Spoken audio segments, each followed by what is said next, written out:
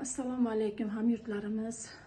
Men sizlardan yordam so'rashim maqsadi, meni nevaram 5 yashar nevaram rak kasaliga chalinib qolib, hozir qo'limizdan hech narsa kelmayapti. Uylarimizni sotuvga qo'ydik, mashinamizni qo'ydik. Shu bolam maqsad olib qolish. Chet davlatlarga gaplashsak hozir 400 ming dollar so'rayapti. Shuncha narsani sotsam ham yetmayapti. Shunga hammalardan iltimos qilamanki, yordam berib qo'yishinglardi.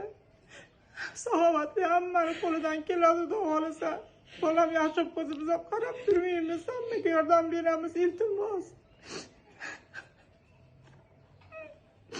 Bolamning stipendiyasi ham og'ir ekan, rakni ham 94% уже egallab o'tdi bolamni.